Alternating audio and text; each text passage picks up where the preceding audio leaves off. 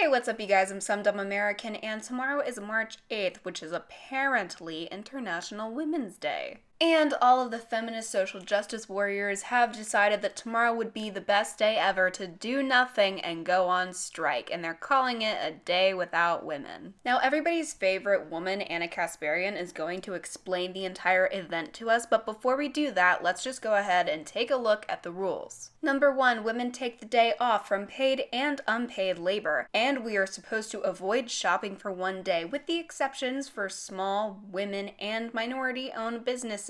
And 3, we're gonna wear red in solidarity with a day without women. Well, in that case, you guys know what to do tomorrow. Wear blue, shop at Walmart, and work your little butts off. Y'all better make me proud. All right, Anna. Take it away. The Women's March in January proved to be a success, but the organizers didn't want it to be a one-off protest and then everybody forgets about being politically active. Oh no, we wouldn't want women to forget to whine. That would be terrible. As if we need to be reminded to whine about things. These organizers are crazy. So they have planned another protest, and the day is actually very symbolic. On March 8th, which is also the International Day for Women, the Women's March will have a women's general strike, which is awesome. You taking the day off, Anna. Right? And there might be some women here at TYT who will engage in this strike. Just giving you a little bit of warning, solidarity.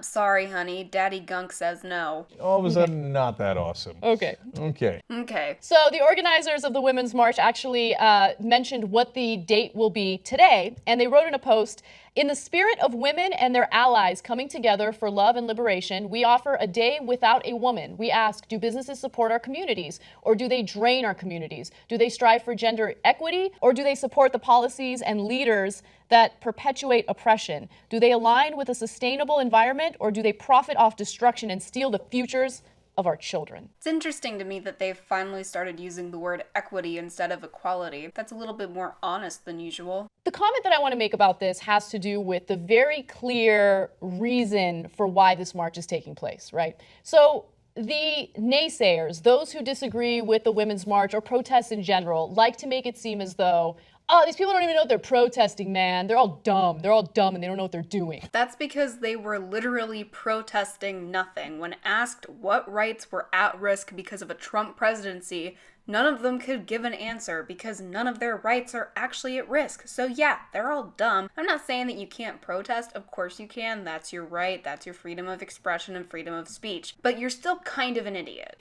Ironic. And so when the Women's March happened, which by the way, millions of women and men throughout the world got together to participate in this form of political activism, Fox News, of course, ran a segment where they're like, these people don't know what they're even protesting. And so they interviewed like one person, like one young person who, you know, is not necessarily a great public speaker and maybe got a little like flustered and didn't give like a perfect eloquent answer for why people are getting together and protesting. A lot of people did interviews like this, and in all of them, none of these people could actually give an answer because none of our rights are actually on the line. Our rights are totally safe, which is neato.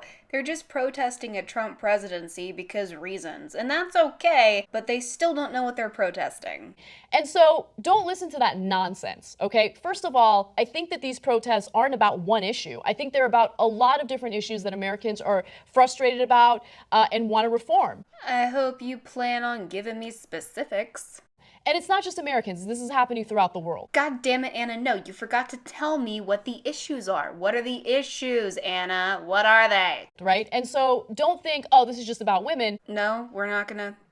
All right. No, this is about equality for all people. This is about fighting for fairness, fighting for a better future for everyone in the country, everyone in the world. First of all, in America, we all have equal rights and equal protection under the law, and that is not being threatened. Secondly, the organizers themselves said equity, not equality. Those two are very different things. To achieve equity, you actually have to oppress a lot of people in order to get equality of outcome. By the way, that Fox News trick is the oldest trick in the book. Yeah. You go talk to 20 people, 19 of them give you a good answer. One of them stumbles around. You're like, see, they didn't know. Yeah. There are a ton of videos out there showing multiple people having no clue what the hell they're even talking about. And Crowder even did a video where he talked to a congresswoman about this, and she still didn't have any answers. It's not an evil Fox News trick. It's just that these people don't know what they're protesting. By the way, I'll leave the link to Crowder's video down in the description below in case you haven't seen it yet, because it's really funny. So, look, of course, I'm in favor of any action like this. this. Protesting is the most American thing you can do, and it's an interesting form of protest. Unless it's your female employees. Now, don't get me wrong. If I was an employer and my employees did this, they would be fired on the spot. But Gunk over here is all like, protesting is good, but if you do it, I don't know about that, guys. Maybe not the TYT women. They can stay in the kitchen.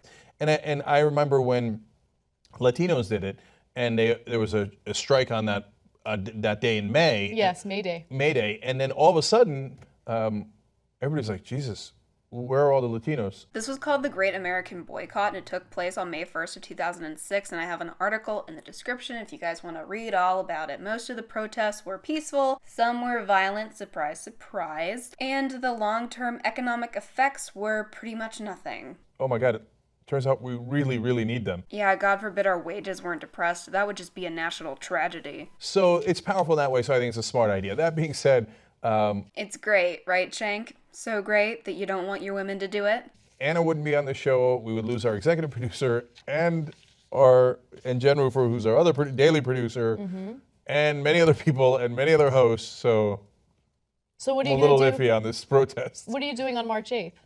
I don't know. I don't know who can get to produce the show, let alone host. Well, that's what you get for hiring women, Shank. I hope you've learned your lesson. But hey, I'm just some dumb American, so let me know what you guys think down in the comments below. Are you gonna wear blue, shop at Walmart, and work tomorrow? You better, or I'll come find you. As always, the links to my Patreon and my social media are down in the description below, so be sure to go check those out. I hope you guys enjoyed the video. Thank you so much for watching. Make sure you remember not to hire women, and I will see you guys next time.